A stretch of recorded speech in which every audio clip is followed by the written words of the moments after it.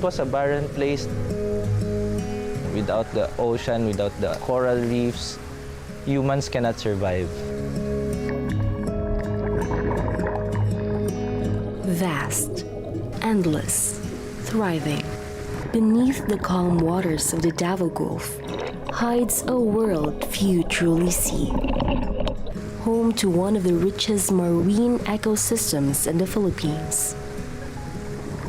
Teeming with beautiful coral gardens and diverse marine life species. Yet a silent battle is unfolding within this delicate wonder.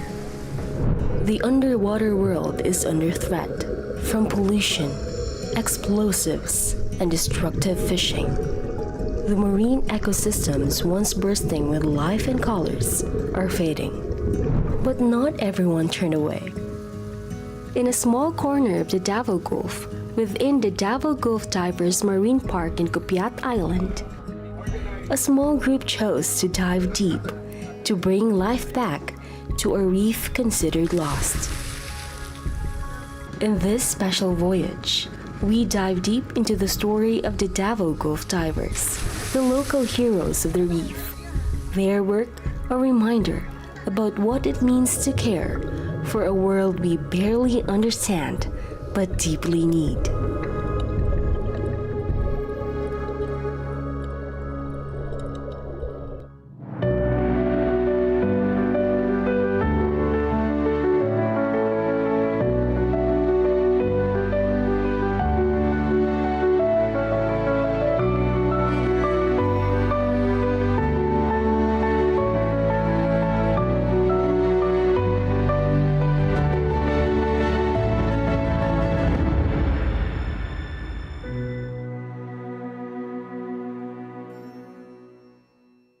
Ghost nets, broken corals. That's what the Davao Gulf divers noticed and what pushed them to act. They are not marine professionals by trade, but a group of divers bound by one thing: their love for the ocean. Behind every corals planted is a story armed with nothing but gear and grit. For Inigo Tauho, it started with a single dive in the ocean he calls home. I'm Inigo Tauho. I am the president of Davao Gulf Divers. I remember sa first dive na ko, murag yun ko, other than na transport ko to a new world, para sa ko it was very familiar. Kana murag taga diri mo ko dapat, murag ana ang akong feeling. So na ako'y direct yun na feeling na I'm at home in the ocean. We've been working with the ocean since 2019, but I became a diver 2016. It's a personal connection to the ocean. After 2016, regular dives, fun dives, and diri sa Mabini, it's not a well-known diving area. So kami-kami lang yun ang nag-dive diri. Nakita na mo na something wrong sa ocean. Kulang fish, daghan o traces of dynamite, fishing, cyanide fishing, ghost nets everywhere. Every after dive, storya lang mi na unsa to mahimo ana murag ana. What if we do something about it? So hinahinay mi na sige discuss until 2019 na gihimo gyud namo ang first katong scuba surero activity. So nag-organize mi, naghunauna mi, what if himuon na to ning organization na kana ang focus. So 2020 mo to nag-chip-in ang whole group na maghimo kaya taog katong coral frame. So we did our first coral frame, siguro mga 10 frames to, using our own resources, and fulfilling kaayo ang result. It was after maybe 3 months, nakita na mo ang growth sa corals and the fish came back. So hinahinay to na among gipadako hantod na nagkadako po ng organization, nagkadaghan ng volunteers. 2020 na officially register ang Davao Gulf Divers sa SEC. And sunod-sunod na to until now, 5-6 years na mi doing this. Behind this growing movement are people coming from different walks of life. Divers, firefighters, professionals, government workers. Each one plays a role. Each one brings something vital to the mission. DGD is a scuba diving organization. Same with other organizations, we gather together for a recreational purpose. What sets us apart is we go in depth about our passion, which is marine conservation. So these are different walks of life, businessmen. We have office personnel, LGU members, and then we come together, tapos we select a area which is already a marine protected area, but we conserve a little spot of the area, and then we do it with passion plus advices of science.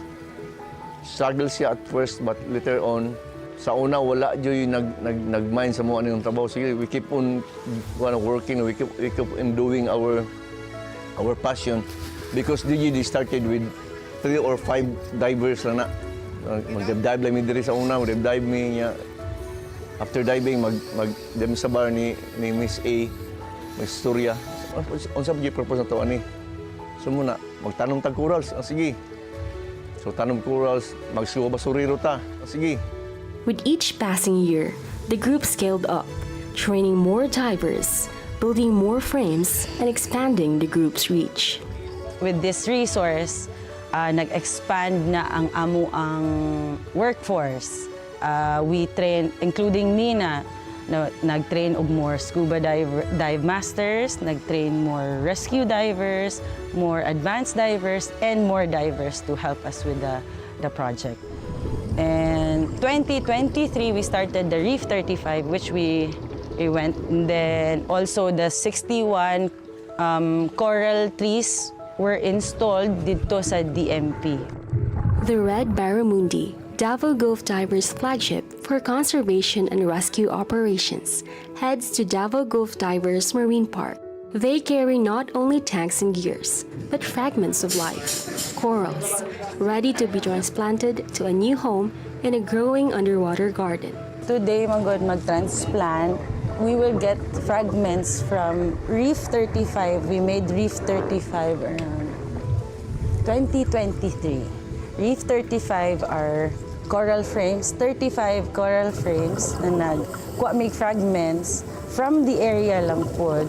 Kaya nag-thrive naman na sila dira. So, muto amo ang gikat into fragments, then put into the corals. It's part of our regular program, of our whole year na program yun, ang coral rehabilitation. We chose a dead reef, recovering reef siya, tapos restore na mo siya using the coral tiles. So, kuha na siya. We got the corals from the nurseries na ato ang nahimo 3 years ago. Tapos, plant sa tiles, and then katong tiles today, i-transplant na to sa katong dead reef. Documented na siya tanan para makita na mo every month unsa ang progress, kung unsa pod ang iyang makakuha big data kung how fast it recovers a dead reef, and hopefully ma-apply na mo na siya sa urban areas. What led us to participate in this activity is actually we have personnel from the BFP who are members of the Davao Gulf Divers. No? So since ang Davao Gulf Divers have this activity, they have invited us to participate here, and of course the Bureau of Fire Protection is not only focusing on fire. It is our responsibility also as public servants to preserve our marine ecosystem, and we are very happy actually to participate in the coral planting activity. Yes, we get them as volunteers because aside from the actual help, the actual kanang manpower that we need, it's nice to expose them to the activity. Mas mahimo silang aware of what a coral is. It's still common misconception that corals are just rocks. Wala sila kabalo na animal. So dako siya na help na kuan mo sila, educate ang people. Mao siguro successful gid pud ang Davao Gulf Divers mo na nagdugay siya kay dili lang manggod ako ang passionate. Every individual diri kay kanang volunteer lang gud ni sila tanan. Pakita lang gid nako na pag magtawag ko event or dili event kanang patawag ko activity like karong weekend magkuanta maglimpyo. Wabot sila. Mo na I think it's all about the people who love the ocean yun. The values of the group is always giving back to nature. We enjoy nature. We want our children and their children enjoy what we enjoy now. So we try na makarecover ang nature through our help, a small part of it. And then we make time para ma-maintain ang beauty underwater. The Davao Gulf is vast, and yet it's in this small marine park off Copiat Island that something profound is happening, led by unsung heroes of the reef who dared to care and chose to protect the sea they call home. Coming up next, we explore the threats faced by our marine life and the conservation efforts the Davao Gulf divers are working to restore what's been lost. The journey continues. Regen will be right back.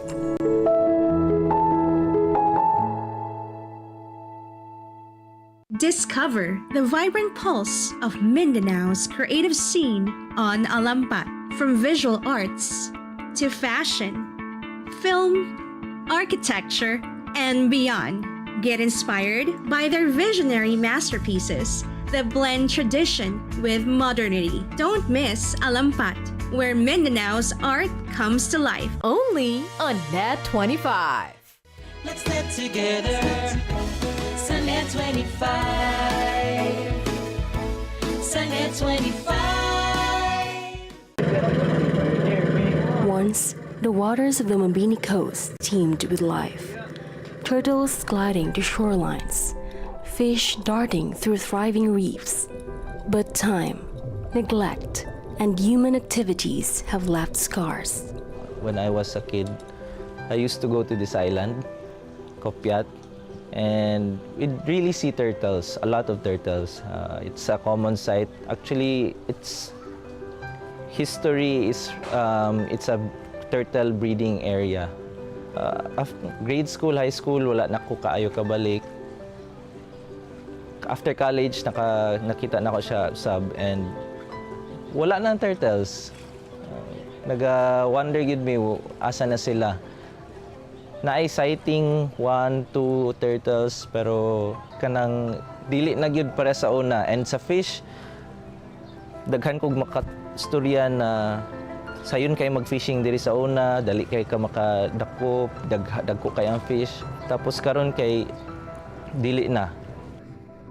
This is very personal to me because my family depends on this resort. So through time, like every year, there's significant change, and by significant change to the negative side of it, I can see na nag-damage na ang waters, and it's very worrisome because every year nagadako ang change niya, and if you're exposed to that, it would worry you so much.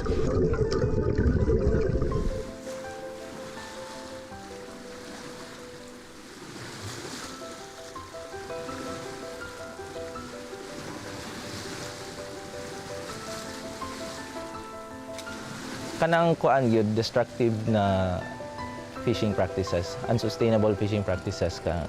Cyanide fishing, kay kung cyanide man gud maggamit na sila cyanide, i-squeeze nila sa mga corals kay para mugawas ang fish tapos malipong ng fish, easier to harvest.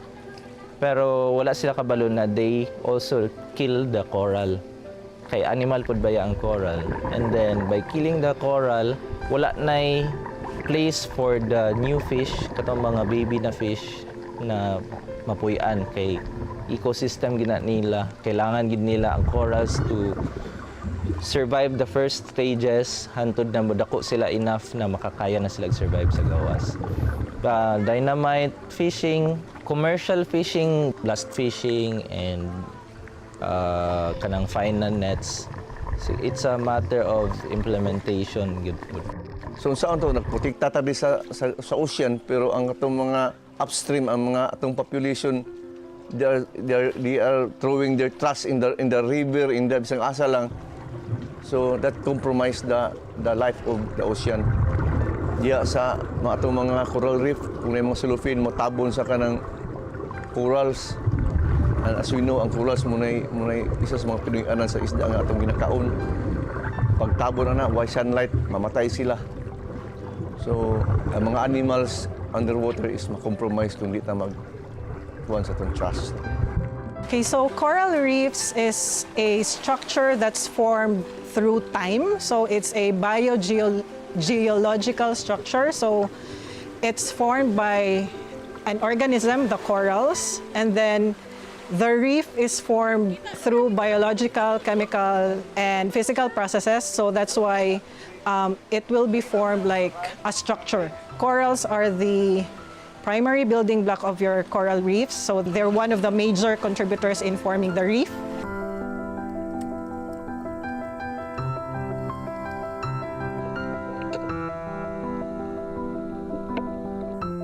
So there's a lot of reasons why coral communities die or a certain ecosystem will die. But most likely, it will be a combination of your anthropogenic inputs, so that's your human activities and natural calamities. So for example, for the reef, increase in sea surface temperature can actually cause bleaching, which can cause your corals to die. So fishing activities can also influence this one. So it's really it's like different factors that will cause a reef or an ecosystem to die. But underwater, silence doesn't always mean peace. For the Davao Gulf divers, it can mean risk. Each dive, while rooted in purpose, begins with safety. The ocean isn't always kind. Shifting currents and hidden debris are threats. Before each dive, first na ayud mi gina-follow na protocol under the Davao Gulf divers na sistema. We always prioritize safety sa among mga kaubanan, mga divers na apod tay mga kaubanan diri nga sila gid mismo ang nagapangulo sa safety sa mga miyembro sa DGD. Mo nang pinakauna before na mo i-conduct ang conservation. Kinahanglan nato na ma-secure ang atong mga members. First is ang mga natural na mga panghitabo like occurrence sa kusog na current, pwede na unsafety act sa ilalom, mawala ang mga kaubanan nimo sa ilalom. So mo na integrated yun na ang safety sa preparation sa conservation efforts. Mo na ang isa sa pinakadakong challenge ang safety. Kana lang yung mga factors nga di nimo makontrol like mga basura nga gikan sa laing lugar bisag pag unsaon na maglimpyo diri nga bisag unsaon gyud nimo kanang limpyo bisag unsaon nimo og put effort into what you're doing nadyo sometimes nga mga butang nga di nimo makontrol. Somewhere beneath the debris and broken reefs, they found purpose, a glimpse into the world below, the realization that it's worth saving. When I first experienced yung introduction to diving through DGD, I realized na daghan pa di ay kung pwedeng makita sa ilalom sa dagat and na-fascinate ko ato and dito mas nagtaas akong curiosity related to marine environment. And karon or hantod karon mas napakusog ang ako ang pagtuo na kinahanglan natong protektaan o ikonserba ang marine environment. Each time I dive, I always think about the fun that I'll be experiencing. When you're underwater, all you think about is your breathing, and then you focus on what's in front of you, what's around you, and then you appreciate everything that there is underwater. Today, the work continues beyond coral transplanting. The Davao Gulf divers are nurturing coral nurseries, organizing scuba sorero activities, and establishing more protected areas around the Davao Gulf. Right now, we're focused on coral rehabs, lots of scuba soreros around the area, and to help DMP thrive. Right now, we're maintaining the coral nurseries we planted throughout the years, and we're trying to just learn more for it to be sustainable. For me, pwede gyud mag-work together ang humans and mag-thrive together ang humans and ang ocean. Kailangan lang gyud magkasundo, maghimo ta sustainable way of fishing. One dive at a time, the Davao Gulf divers are slowly healing what was once broken. Each reef they restore, every coral they plant, is a quiet act of change, a way of saying the ocean still matters, that there is still time to protect it. For the ocean has long fed millions. It is not just beneath us, it's part of who we are. Up next, we uncover what it truly means to care for the ocean and how ordinary people can spark extraordinary change. Regen will be right back.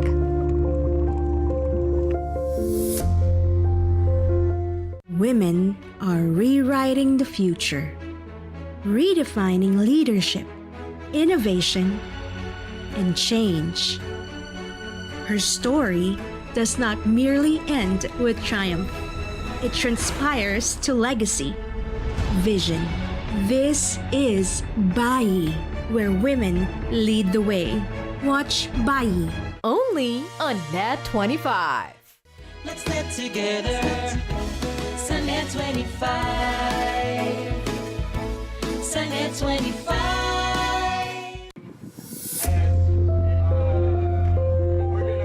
Working with the ocean, kailangan gyud ka mag-learn. We magbasa, we worked with the universities, we worked with the colleges around na mga marine sciences. So we started learning how complex and how amazing the underwater world is. It's a really different world, and working with it, I really learned a lot, and I learned how to appreciate the ocean and what it does for the world. Beyond conservation lies a deeper mission: to inspire, to educate, and to mobilize the future generation.